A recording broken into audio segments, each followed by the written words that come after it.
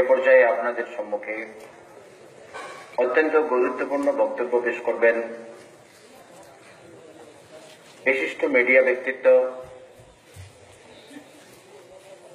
Online এবং অফলাইনে আলোড়ন সৃষ্টিকারী বক্তা হযরত মাওলানা আবু হাসান রায়্যান সাহেব।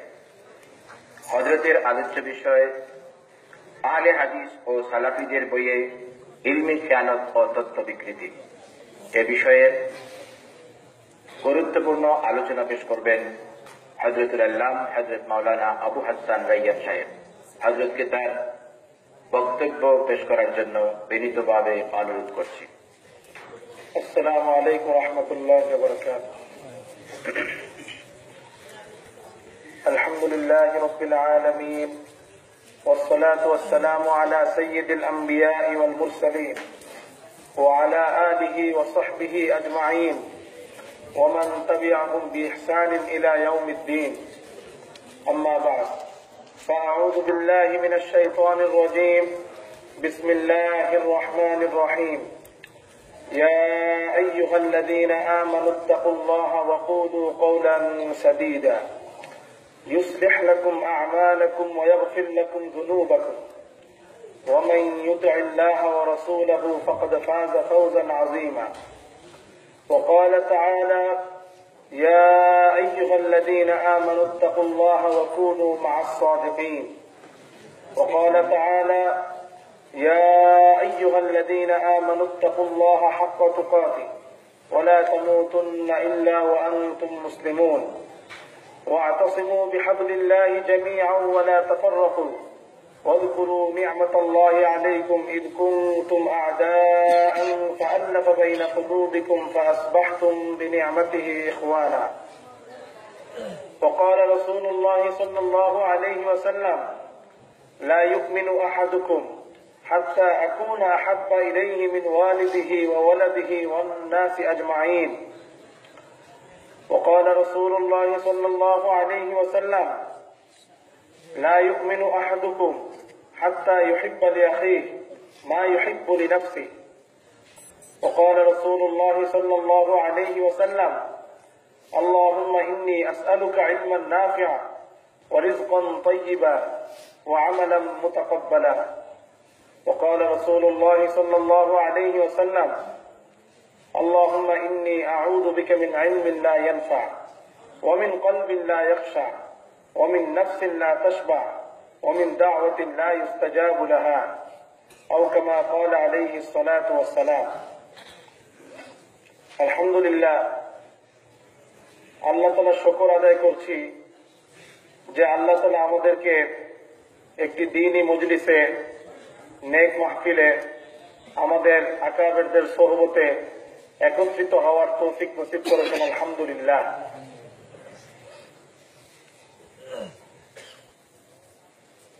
আজ থেকে প্রায় 3 বছর আগে 2013 সালের জানুয়ারি মাসে, জানুয়ারির 2 তারিখে এই সিলেটেই একবার আসা হয়েছিল। ওখানে সম্ভবত ওই জায়গাটার নাম এখন মনে আসছে না। ওখানে আমাদের আহলে হাদিস এবং সালাফি ভাইয়ের একটা মসজিদ করেছিল, আল কাইয়ুম মসজিদ না এরকম কি নামে। সেখান থেকে তারা বিভিন্ন রকম অপপ্রচার চালাচ্ছিল। ওটার ভিত্তিতে ওখানকার ওলামায়ে কেরাম গায়রে মুকাল্লিদিনদের সাথে একটা বৈঠকের আহ্বান জানায়। তারাও তখন রাজি হয়েছিল এবং চেয়ারম্যান সাহেবের অফিসে সেই মজলিস হওয়ার কথা ছিল। কিন্তু আমরা যখন গেলাম, আমাদের মুরব্বীরা উপস্থিত হইলেন, তখন দেখা যাচ্ছে আর তারা নাই। বিভিন্ন রকম অনিরাপত্তার অজুহাত দেখিয়ে তারা আর আসছে না। অথচ ওটা চেয়ারম্যান সাহেবের অফিসে হচ্ছে, পুলিশ সদস্যরা উপস্থিত, তারা আর আসে নাই। তো যাই হোক, আমরা তো ওখান থেকে চলে এসেছিলাম পরে। কিন্তু আফসোসের বিষয়, আমরা যখন ঢাকা গেলাম তখন শুনতে পেলাম যে আমাদের আহলে হাদিস এবং সালাফি ভাইরা ঢাকাতে প্রচার করছে যে সিলেটে একটা বহর হওয়ার কথা ছিল, হানাফিরা আর আসে নাই। তা আমি বিষয়টা শুনে আগে বিশ্বাস করি না যে এরকম ডাহা মিথ্যা কথা কিভাবে বলে। আমি আমার দুইজন ভাইকে পাঠাইলাম বংশালে। ওই মজলিসে আসার কথা ছিল সিলেটের আবু তাহের, আব্দুল সবুর এবং বংশালের ইব্রাহিম মাদানী এবং রাজশাহীর মুজাফফর বিন মহসিন, তাদের নাম ছিল। তা আমি বংশালে একজনকে পাঠালাম। উনি ওই ইব্রাহিম মাদানী সাহেবের সাথে দেখা করলেন এবং কৌশলে তার কথা রেকর্ড করলেন। তো পরে আমি রেকর্ডটা শুনেছি। রেকর্ডের মধ্যে উনি বলছেন, হ্যাঁ হ্যাঁ, আমাদের তো ওই বংশালে যাওয়ার কথা ছিল, আমরা গিয়েছিলাম, চেয়ারম্যান সাহেবের অফিসে আমরা বসে আছি, হানাফিদের কোনো খবর নাই, তাদের কি কোনো খবর নেই, আমরা বসে আছি। পরে আর তখন তারা আসে না, তো আর কি করা, তা আমরা চলে আসলাম। এভাবে তারা এই জিনিসটাকে প্রচার করছে ঢাকার মধ্যে। আবার ওই রেকর্ডের মধ্যে শোনা যাচ্ছে উনি বলতেছে, আমি 18 বছর ধরে বুখারী শরীফ পড়াই। তা 18 বছর ধরে উনি বুখারী শরীফ পড়ান, আর ওখানে উনি স্পষ্ট বলছেন আমরা এসেছি, ওনারা আসে নাই। তো এরকম তারা যেমন মানুষকে জবানের মাধ্যমে, কথার মাধ্যমে মানুষকে পেরেশান করে, বিভ্রান্ত করে, অনেক সময় তারা বিভিন্ন বই পুস্তকের মাধ্যমে, বিভিন্ন লিফলেটের মাধ্যমে, তাদের বইগুলোর মাধ্যমে উম্মতকে পেরেশান করে। উম্মত সেই সমস্ত বই পড়ে। আমার আফসোস যে আমাদের সাধারণ শিক্ষিত ভাইয়েরা ওই সমস্ত বই পড়ে আগেই সিদ্ধান্ত নিয়ে নেন, হ্যাঁ হ্যাঁ ঠিকই বলছে, আমাদের হুজুররা, আমাদের মুরব্বীরা এতদিন আমাদেরকে ভুল নামাজ শিখাইছেন, গলত নামাজ শিখাইছেন, যেগুলো নামাজ শিখাইছেন এগুলো সব জাল নেওয়ার, এগুলো সব দুর্বল নেওয়ার, এই জাতীয় কথাবার্তা আমাদের মুরব্বীদের ব্যাপারে তারা অভিযোগ করতে থাকে। অথচ আমাদের ওই ভাইদের উচিত ছিল, যে সমস্ত সাধারণ শিক্ষিত ভাইয়েরা তাদের কথায় দ্রুত প্রভাবিত হন, তাদের উচিত ছিল এই বিষয়টাকে একটু তাহকিক করা। তারা আমাদেরকে বলে দিল যে আমাদের নামাজ যে সমস্ত রেওয়ায়তে পাওয়া যায় সেগুলো জাল জয়ীফ, মিথ্যুক রাবি আছে, দুর্বল রাবি আছে, বর্ণনাকারী আছে। কিন্তু আমাদের ওই ভাইরা তাহকিক যাচাই করার প্রয়োজন বোধ করেন, আগেই সিদ্ধান্ত নেন এবং আমাদের আকাবের ওলামায়ে কেরামের ব্যাপারে প্রথমে বদগুমানি করেন, পরবর্তীতে বদজবানি করতে থাকেন, সমালোচনা করতে থাকেন। আজকে আমি সেই ভাইদের প্রতি অনুরোধ করব এবং আমার তালেবে ইলম ভাইদের প্রতি অনুরোধ করব যে আমরা দেওবন্দের দিকে মানসুব, আকাবের দেওবন্দের দিকে মানসুব, তাদের আওসাফগুলো আমরা আমাদের মধ্যে আনার চেষ্টা করি। আমাদের আকাবের দেওবন্দ কোন একটা জিনিস বললেই সাথে সাথে ওনারা ভয় পেয়ে যেতেন না, ওনারা মুরাজাত করতেন, ওনারা খুলে দেখতেন। এইভাবে যদি কাজ করতে থাকে অনেক জিনিস এমনি হল হয়ে যাবে, কিন্তু আমরা করি না, আমরা এই কাজগুলো করি না। মাহাদি হাসান শাহজাহানপুরি রহমতুল্লাহ আলাইহি, ওনার কাছে এক তালেব ইলম এসে বলছে, হুজুর আমাকে কিছু নসিহত করেন। তো উনি নসিহত করছে, লা তা'তামিদ আলা ইহানাতি আহাদি, কারো হাওলার উপরে এতেমাদ করবা না। কেউ একটা হাওলা দিয়ে দিল, অমুক কিতাব এটা আছে, এতেমাদ করবা না, বিশ্বাস করবা না, যাচাই করবা, মুরাজাত করবা। তো ওই ছাত্র বলতেছে, ওয়ালাউ কান ইবনে হাজার আসকালানির মতো বড় মুহাদ্দিস যদি একটা হাওলা দিয়ে দেয়, রেফারেন্স দেয়, আমি কি সেটাও মুরাজাত করবো? তো উনি বলছেন, আরে ইবনে হাজার তো দূরের কথা, ওয়ালাউ কান ইবনে জাবাল, যদি সে ইবনে জাবালও হয়, হাজার মানে পাথর আর জাবাল মানে পাহাড়, পাথরের পুত্র না, জাবাল পাহাড়ও যদি হয় তাও মুরাজাত করো। কারণ অনেক সময় কথা যখন নকল হয় তখন অনেক কিছু হয়তো পরিবর্তন হয়ে যেতে পারে, ভুল হয়ে যেতে পারে, ওনারা তার ইচ্ছাই করবেন না, ভুলে হয়ে যেতে পারে। তো যেখানে আমাদের আহলুস সুন্নাহ ওয়াল জামাতের যারা ইমাম ছিলেন, মুহাদ্দিস ছিলেন, তাদের ব্যাপারে আমাদের আকাবেররা নির্দেশ দিয়ে গেছেন সেগুলো মুরাজাত করা, খুলে দেখা। সেখানে যারা মানুষকে পেরেশান করছে, বিভ্রান্ত করছে, তাদের রেফারেন্স দেখে, হাওলা দেখে আগেই এতেমাদ করে ফেলা, বিশ্বাস করে ফেলা যে ওইখানে এই তথ্যটাই আছে। এটা তো বড় আমাদের, মানে এটা আমাদের অনেক বড় অসতর্কতা হবে। আহলে হাদিস এবং সালাফি ভাইদের বইপত্র মুরাজাত করে, মানে তারা এমন এমন পৃষ্ঠা নম্বর, খণ্ড নম্বর দিয়ে এমন অসত্য কথা বলতে পারে, এটা আমাদের কল্পনাই ছিল না, আমাদের কল্পনাই ছিল না। আমাদের সাধারণ শিক্ষিত ভাইরা এই সমস্ত জিনিস পড়ে ধোঁকা খেয়ে যায়, প্রয়োজনও মনে করে না ওলামায়ে কেরামের কাছে আসা। এখন সময় বেশি নাই, আমি খালি কয়েকটা মেসাল দেখাবো যে তারা পৃষ্ঠা নম্বর, খণ্ড নম্বর দিয়ে কি করেছে। পৃষ্ঠা নম্বর, খণ্ড নম্বর দিয়ে একরকম তথ্য দিচ্ছে, কিন্তু উল্টা তথ্য পুরা। যেমন তারাবির নামাজ আমরা কত রাকাত পড়ি? 20 রাকাত। তারা পড়ে 8 রাকাত। তারা মানুষকে বুঝায় যে 20 রাকাতে যত বর্ণনা আছে, রেওয়ায়াত আছে, এগুলো সব জালজয়ী, এগুলো সব জালজয়ী, মৃত্যুক রাবি, দুর্বল রাবিদের দ্বারা এগুলো বর্ণিত হয়ে আসছে, এগুলো মানা যাবে না। তারা হযরত ওমর ইবনে খাত্তাব রাদিয়াল্লাহু তাআলা জামানায় যে 20 রাকাত পড়া হতো এটাকে ইনকার করে, বলে ওগুলো সব জালজয়ী। আমি দেখাবো আজকে আরো কয়েকটা মাসলায় দেখাবো যে কিভাবে পৃষ্ঠা নম্বর দিয়ে তারা খেয়ানত করে। এই হলো সহিহ বুখারী। এই কিতাবটার নাম তো আমরা শুনেছি না? এই সহিহ বুখারী আগে ইসলামিক ফাউন্ডেশন থেকে অনুবাদ হয়েছিল, ওনারা অনুবাদ করছেন, টিকা লিখছেন ওনারা। তারপর বংশাল থেকে তাওহীদ পাবলিকেশন ওনাদের প্রকাশনী থেকে এটা ছেপেছেন। সম্পাদনা পরিষদে তাদের বড় বড় শায়েখদের নাম, শায়েখ আকরামুজ্জামান, শায়েখ আব্দুল রাজ্জাক বিন ইউসুফ, শায়েখ সাইফুল্লাহ, শায়েখ আমানুল্লাহ, আরো বিভিন্ন শায়েখদের নাম। সবার নাম তো পড়ার সময় না। এই বুখারীতে তারা অনুবাদ করে টিকা সংযোজন করে তারা ছেপেছে। তো এটা তারাবির অধ্যায়ে এমন এমন কাজ তারা করছে কল্পনাতীত। 20 রাকাতের একটা রিওয়ায়াত আছে মুসান্নাফ ইবনে আবি শায়বায়। ইয়াহইয়া ইবনে সাঈদ আল আনসারী উনি একজন তাবী ছিলেন। উনি বলছেন যে হযরত ওমর ইবনে খাত্তাব রাদিয়াল্লাহু তাআলার সময়ে 20 রাকাত তারাবির নামাজ পড়া হতো। 20 রাকাত তারাবির নামাজ পড়া হতো। এই হাদিসটা আছে মুসান্নাফ ইবনে আবি শায়বায়। হাদিসটা হলো হাদাসানা ওয়াকি' আন মালিক ইবনে আনাস আন ইয়াহইয়া ইবনে সাঈদ আন্না ওমর ইবনে খাত্তাব আমারা রাজুলান ইউসাল্লি বিনা 20 রাকাত। এখন তারা বলতেছেন এই যে রিওয়ায়াতের বর্ণনাটা মুসান্নাফ ইবনে আবি শায়বায় আছে 20 রাকাত পড়া, এই বর্ণনাটা জাল। কি বলতেছেন? জাল। কেন জাল? ওনারা বলতেছেন এই যে বর্ণনাকারী সনদের মধ্যে একজন রাবী আছে, নাম হলো ইয়াহইয়া ইবনে সাঈদ আল আনসারী। উনি বলতেছেন তারা লিখতেছেন তাছাড়া ইয়াহইয়া ইবনে সাঈদকে কেউ কেউ মিথ্যাবাদীও বলেছে। ইয়াহইয়া ইবনে সাঈদকে কেউ কেউ মিথ্যাবাদীও বলেছে।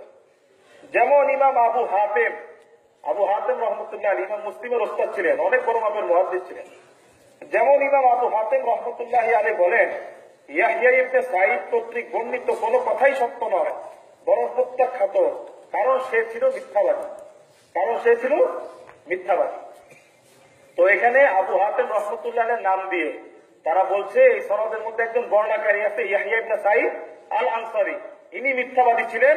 ইমাম আবু হাতেম রহমতুল্লাহ আলাইহির মতো বড় মুহাদ্দিস তাকে কি বলেছেন? মিথ্যাবাদী বলেছেন। তারপর রেফারেন্স দিয়েছেন জরাহ তাহযীব 9ম খণ্ড, তাহযীবুত তাহযীব 6ষ্ঠ খণ্ড। এখন আপনি খণ্ড পৃষ্ঠা নম্বর দেখে তো বলবেন তাহলে তো অবশ্যই এই রিওয়ায়াত জাল। এই রিওয়ায়াত কি? জাল। কারণ ইমাম আবু হাতেমের মতো বড় মুহাদ্দিস ইয়াহইয়া ইবনে সাঈদ আল আনসারীকে মিথ্যাবাদী বলছেন, আর মিথ্যাবাদীর হাদিস জাল। আপনি তো বিশ্বাস করে ফেলবেন। আমি দেখাই আল জারহ ওয়াত তা'দীলের মধ্যে কি আছে।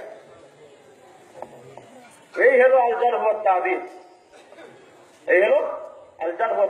ওই যে আবু হাতেম রহমতুল্লাহ আলাইহি মুহাদ্দিস ছিলেন, ওনার ছেলে ইবনে আবি হাতেম রহমতুল্লাহ আলাইহি উনি এই কিতাবটা লিখছেন আল জারহ ওয়াত তা'দীল, প্রায় 11-12 খণ্ডের কিতাব।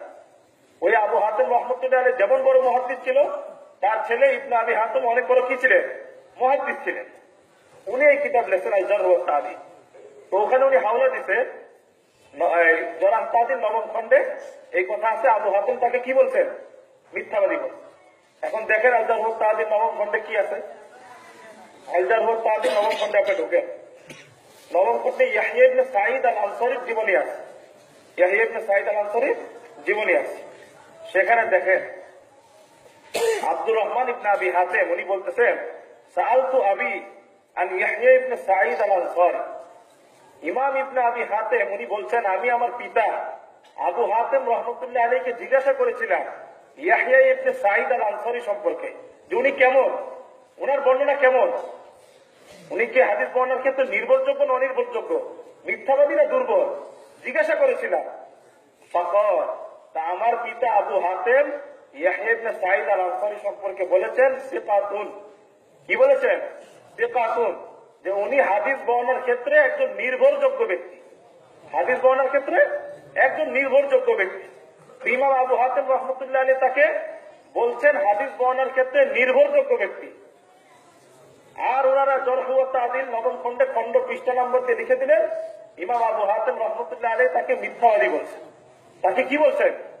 মিথ্যাবাদী বলছেন। কত বড় তথ্য বিকৃতি! এটা কি কোনো মুসলমান করতে পারে? রাসূল কারীম সাল্লাল্লাহু আলাইহি ওয়াসাল্লাম মুসনাদ আহমদ হাদিসের মধ্যে আসে ইউতবাউল মুমিন আলা কুল্লি শাই ইল্লা আল কাযিব ওয়াল খিয়ানা। মুমিনের মধ্যে সব ধরনের দোষ থাকতে পারে, কিন্তু দুইটা দোষ মুমিনের মধ্যে থাকতে পারেই না। একটা হলো কাযিব, মিথ্যা বলা, ওয়াল খিয়ানা, ধোঁকা দেওয়া। মিথ্যা বলা, ধোঁকা দেওয়া তো মুমিনের মধ্যে থাকতেই পারে না, রাসূল কারীম সাল্লাল্লাহু আলাইহি ওয়াসাল্লাম বলছে। এইখানে পৃষ্ঠা নম্বর দিয়ে, খণ্ড পৃষ্ঠা নম্বর দিয়ে বলে দিচ্ছে আল জারহ ওয়া তা'দীলের নবম খণ্ডের মধ্যে রয়েছে আবু হাতিম রাহমাতুল্লাহ আলাইহির মতো বড় মুহাদ্দিস ইয়াহইয়া ইবনে সাঈদ আল আনসারীকে মিথ্যাবাদী বলছে। কিন্তু বাস্তবে আল জারহ ওয়া তা'দীল কিতাবের মধ্যে আছে ইয়াহইয়া ইবনে সাঈদ আল আনসারীকে আবু হাতিম কি বলছেন? যেটা হাদিস বর্ণনার ক্ষেত্রে উনি একজন নির্ভরযোগ্য ব্যক্তি ছিলেন। ওনার হাদিস বর্ণনা, উনি যেটা রেওয়ায়াত করেন সেটা সঠিক, সেটা সঠিক। তো একটা রেফারেন্স তারা দিয়েছে আল জারহ ওয়া তা'দীল। দ্বিতীয় রেফারেন্স কি দিয়েছে? তাহযীবুত তাহযীব। কি দিয়েছে? তাহযীবুত তাহযীব। তা আপনি বলবেন হয়তো যে আল জারহ ওয়া তা'দীলের মধ্যে নাই, হয়তো তাহযীবুত তাহযীবে তো আছে। আল জারহ ওয়া তা'দীলে হয়তো নাই, তাহযীবুত তাহযীবে তো থাকবে, সেখানে হয়তো আছে। তা আমি আপনাদের জন্য তাহযীবুত তাহযীব আনছি, ওখানে কি আছে। এই হলো তাহযীবুত তাহযীব, হাফিজ ইবনে হাজার আসকালানী রাহিমাহুল্লাহর কিতাব তাহযীবুত তাহযীব। এখানে আপনি যান, ইয়াহইয়া ইবনে সাঈদ আল আনসারীর জীবনী আছে, পড়েন। সেখানে আছে দেখেন, وقال احمد بن حنبل ويحيى بن معين وابو حاتم وابو زرعه। এই ইয়াহইয়া ইবনে সাঈদ আল আনসারী সম্পর্কে ইমাম আহমদ ইবনে হাম্বল, ইমাম ইয়াহইয়া ইবনে মাঈন, ইমাম আবু হাতিম এবং ইমাম আবু যুরা, কয়জনের নাম আসলো? ইমাম আহমদ ইবনে হাম্বল, ইয়াহইয়া ইবনে মাঈন, আবু হাতিম, আবু যুরা কি বলেছেন? সিকাতুন। কি বলছেন? সিকা, যে উনি হাদিস বর্ণনার ক্ষেত্রে একজন নির্ভরযোগ্য ব্যক্তি, বিশ্বস্ত ব্যক্তি, বিশ্বস্ত ব্যক্তি, নির্ভরযোগ্য ব্যক্তি। তো তাহযীবুত তাহযীব, জারহ ওয়া তা'দীলের রেফারেন্স দিয়ে, খণ্ড নাম্বার, পৃষ্ঠা নম্বর দিয়ে আবু হাতিম রাহমাতুল্লাহ আলাইহির নামে চালিয়ে দিলেন যে আবু হাতিম এই ইয়াহইয়া ইবনে সাঈদ আল আনসারীকে কি বলছেন? মিথ্যাবাদী বলেছেন। এখন আমাদের আহলে হাদিস ভাইরা এটা পড়া হানাফিদেরকে, হানাফি আলেমদের সাথে তর্ক করে আপনাদের হাদিস সব জাল, মিথ্যুক রাবীদের দ্বারা বর্ণিত, মিথ্যুক রাবীদের দ্বারা কি বর্ণিত। এখন এটা কি মিথ্যুক রাবী না সেকা রাবী? নির্ভরযোগ্য রাবী। আবু হাতিম তাকে সেকা বলছে, কিন্তু সে কৌশলে বলে দিবে মিথ্যাবাদী। এই জন্য আমাদেরকে সতর্ক থাকতে হবে। আরেকটা মজার জিনিস শুনেন, বুখারী শরীফের মধ্যে কি জাল হাদিস আছে? মিথ্যাবাদীর হাদিসকে কি বলে? জাল হাদিস বলে না? জাল হাদিস বলে। তো এই রাবী ইয়াহইয়া ইবনে সাঈদ আল আনসারী যদি মিথ্যাবাদী হইতো, বুখারী শরীফে কি তার রেওয়ায়াত থাকতো? হ্যাঁ, থাকার কথা। তো তারা বানিয়ে দিচ্ছে মিথ্যাবাদী। যদি একে আপনি মিথ্যাবাদী ধরেন, তাহলে বুখারী শরীফের কত হাদিসে জাল হয়ে যাবে আপনি কল্পনা করতে পারবেন। কত হাদিস না, বুখারী শরীফের প্রথম হাদিসটা জাল হয়ে যাবে, বুখারী শরীফের প্রথম হাদিস জাল হয়ে যাবে। বুখারী শরীফের প্রথম হাদিস ইন্নামাল আমালু বিন্নিয়াত। এই হাদিসের সনদ কি? ইমাম বুখারী কার থেকে হাদিস প্রকাশ করছেন? সনদ শুনেন। ইমাম বুখারী বলছেন হাদদাসানা আল হুমায়দি قال حدثنا سفيان عن يحيى بن سعيد الأنصاري عن محمد بن إبراهيم التيمي عن علقمة بن وقاص الليثي قال سمعت عمر بن الخطاب على المنبر يقول سمعت رسول الله صلى الله عليه وسلم يقول إنما الأعمال بالنيات। এই হলো হাদিস, এই হলো হাদিসের সনদ। তো সনদের মধ্যে কি আছে? হাদদাসানা আল হুমায়দি قال حدثنا سفيان عن يحيى بن سعيد الأنصاري। ইয়াহইয়া ইবনে সাঈদ আল আনসারী বুখারী শরীফের প্রথম হাদিসের রাবী। উনি যদি মিথ্যাবাদী হয় তাহলে তো বুখারী শরীফের প্রথম হাদিসে জাল হয়ে গেল, বুখারী শরীফের প্রথম হাদিসে জাল হয়ে গেল। কথাটা বুঝতে পেরেছেন? মনে বুঝেন না, কথাটা মনে কঠিন হয়ে গেল না? আবু হাতিম রাহমাতুল্লাহ আলাইহির নামে তারা চালিয়ে দিছে, তাকে মিথ্যাবাদী বলছে। আবু হাতিম ইয়াহইয়া ইবনে সাঈদ আল আনসারীকে মিথ্যাবাদী বলছে। বাস্তবে আসলে ওনাকে আবু হাতিম রাহমাতুল্লাহ আলাইহি কি বলছেন? সেকা রাবী বলছে। এই কাজগুলো তারা জায়গায় জায়গায় করে, জায়গায় জায়গায় এই কাজগুলো করে। এই যেমন আরেকটা বই আমার সামনে আপনারা দেখতেছেন, তারাবির রাকাত সংখ্যা একটি তাত্ত্বিক বিশ্লেষণ, লিখছে ওই যে মুজফফর বিন মহসিন।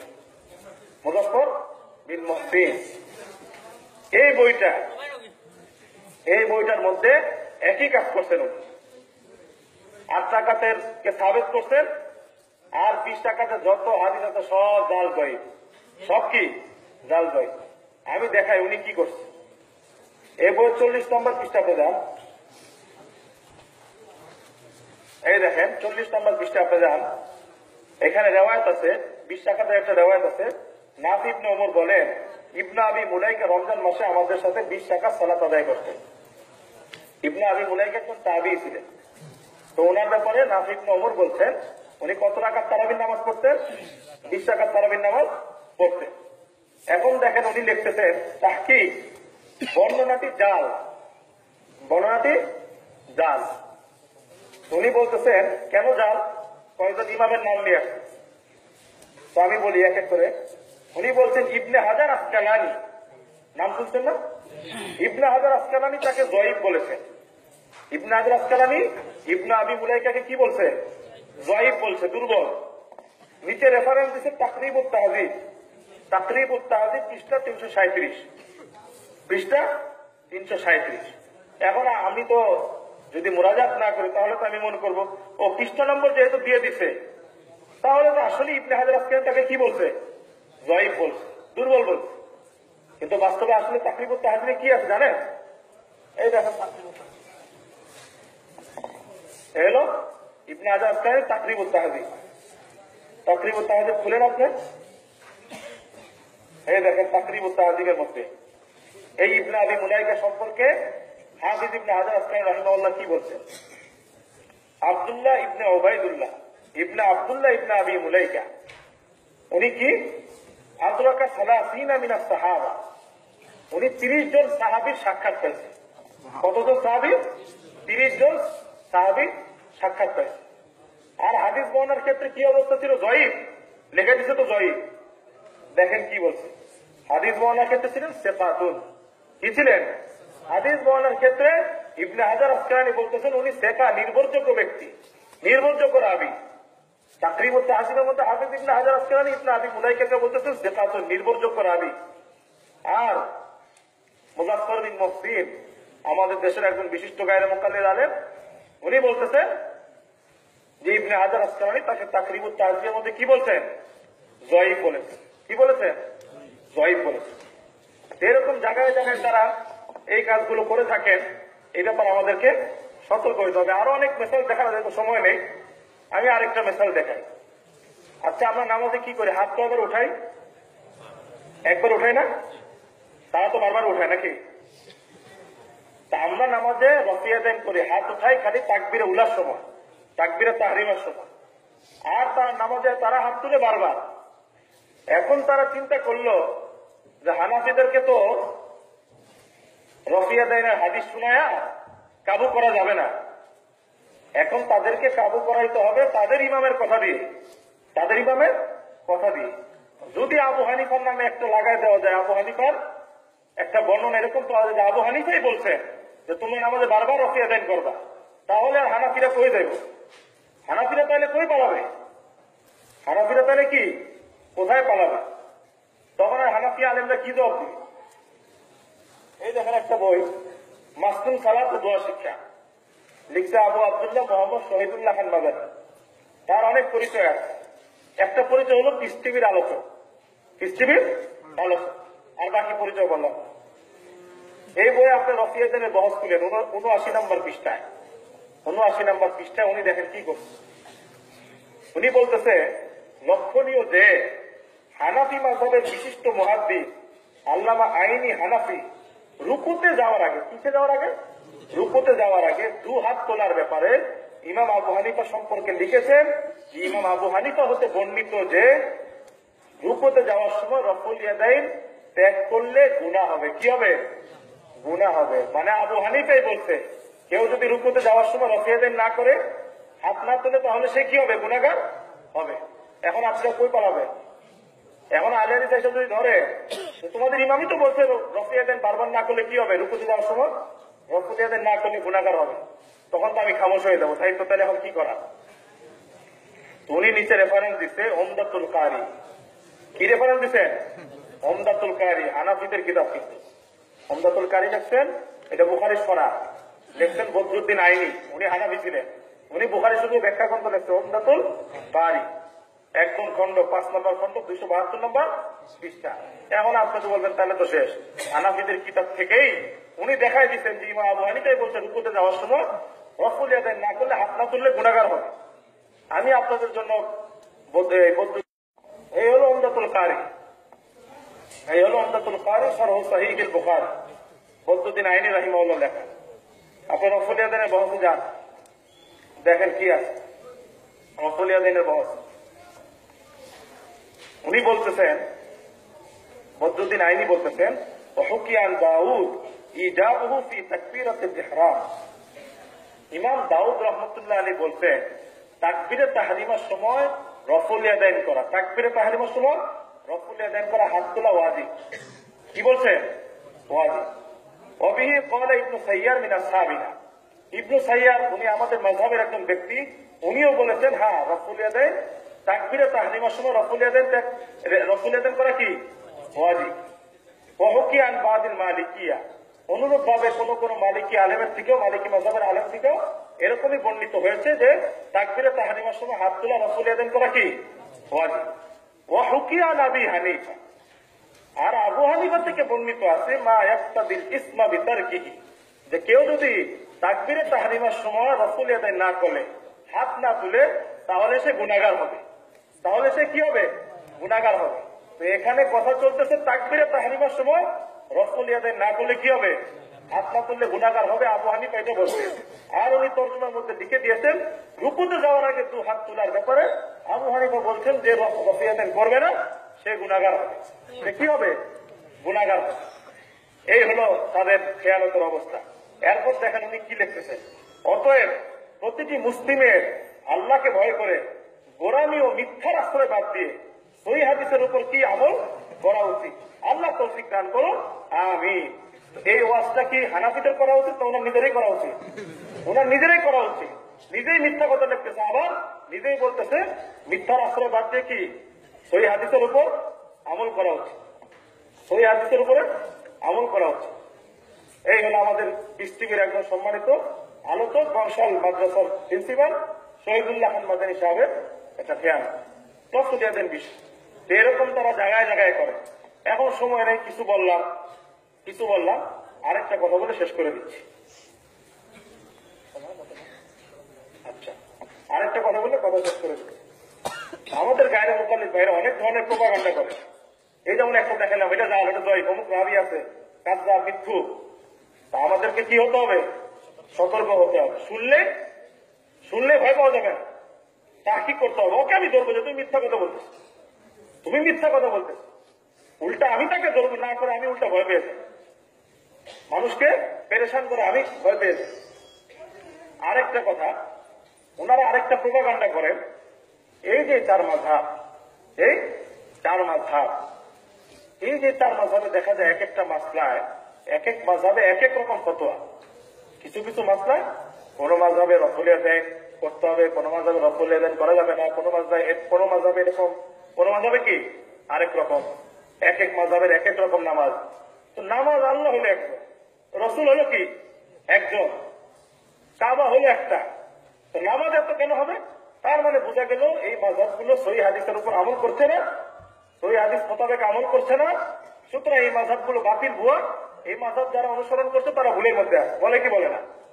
বলে। অথচ এটা আপনি শুনলে তো আরে কত সুন্দর কথা, তাই তো? দেখি সুন্দর কথা না ভুল কথা? রাসূল কারীম সাল্লাল্লাহু আলাইহি ওয়াসাল্লামের সামনে, ওনার জামানা রাসূল কারীম সাল্লাল্লাহু আলাইহি ওয়াসাল্লামের বাণীর মর্ম উদ্ধার করতে গিয়ে সাহাবীদের মধ্যে মতভেদ হয়েছে না? হয়েছে কি হয় নাই?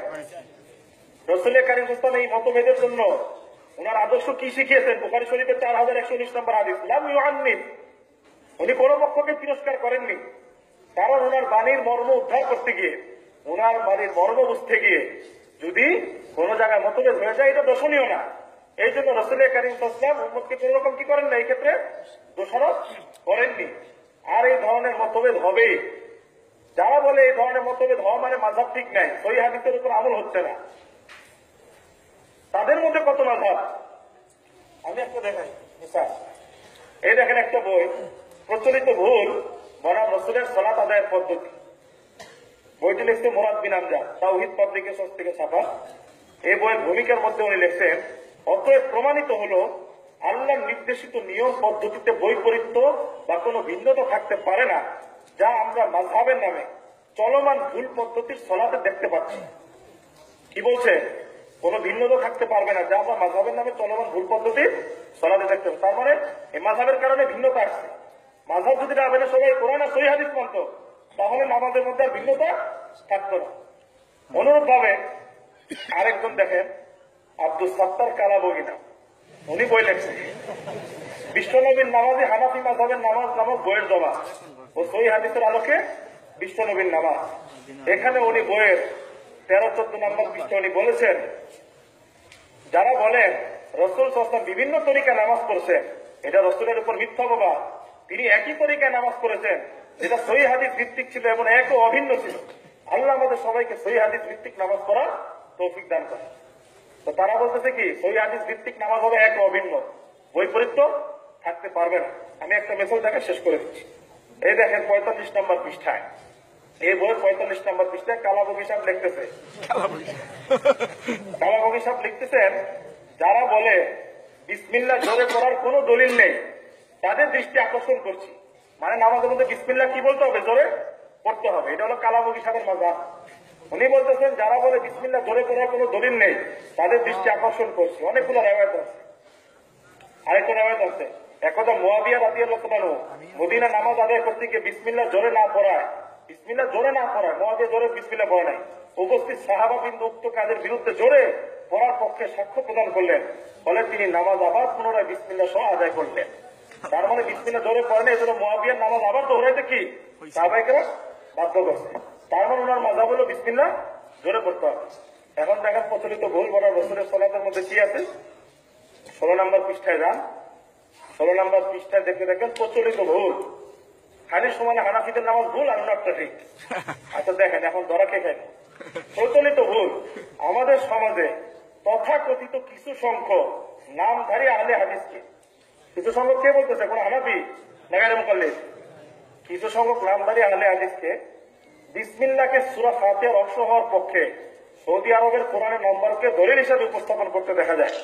অনুরূপ জেহেরি অর্থাৎ সশব্দে পড়া সালাতে বিসমিল্লাহ উচ্চ স্বরে পড়েন এবং এর পক্ষে কিছু দুর্বল হাদিস দ্বারা দলিল পেশ করে, অথচ এর নির্ভরযোগ্য কোন ভিত্তি নেই। তোমাদের নামাজ তো ভাই একরকম হওয়ার কথা ছিল, এখন একজন বলতেছে বিসমিল্লাহ জোরে পড়তে হবে না, নামাজই হবে না। আর আরেকজন বলতেছে বিসমিল্লাহ জোরে বলার কোন দলিলই নাই, সব দুর্বল, সব কি দুর্বল। তো এই ভিন্নতা কেন হলো? তোমরা দুজনে তো বয়স শুরুতে ওয়াজ করে আসছো, নামাজ হবে কি সহিহ হাদিস ভিত্তিক এক ও অভিন্ন। এই মাযহাবের কারণে এত ভিন্নতা আসছে। তোমাদের মধ্যে ভিন্নতা কেন আসলো? এই ভিন্নতা গুলো যদি আপনারা দেখেন, তাহলে আপনারাই বুঝবেন যে মাযহাবের মধ্যে ইখতিলাফ মতভেদ কেন হইল। আপনারা তখন তাদেরকে বলবেন যে আপনাদের এই কথা তো বাস্তবসম্মত কথা না, সঠিক কথা না, এর বড় প্রমাণ আপনাদের মধ্যে কত মতভেদ, আপনাদের মধ্যে কত মতভেদ। কিন্তু আমরা বলতে পারি না, উল্টা তাই আমরা চিন্তা করি, তাই তো নামাজটা একরকম হবে, তো ভিন্ন হইলো কেন? তার মানে মাযহাবগুলো আসলেই খারাপ, সহিহ হাদিস মানে। তো সহিহ হাদিস মানলে ওনাদের কত ইখতিলাফ। আরো যদি দেখতে যান আমার এই বই, আহলে হাদিস ও সালাফি আলেমদের ইখতিলাফ, আহলে হাদিস ও সালাফি আলেম। আমি তো একটা উদাহরণ দেখাই না, আরো মজার মজার বহুত উদাহরণ পাওয়া যায়। ওখানে পাওয়া যেতেছে, যদি মন চায় কিনা নিয়ে যায়। ওয়া আখিরু দাওয়ানা আলহামদুলিল্লাহি রাব্বিল আলামিন।